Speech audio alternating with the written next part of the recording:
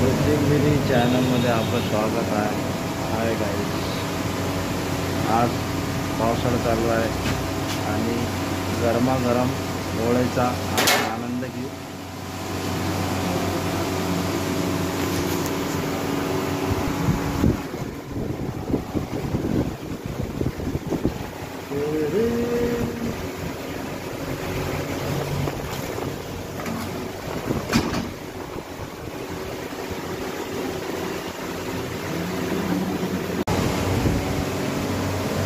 कोथिंबिरी चॅनलमध्ये आपलं स्वागत आहे.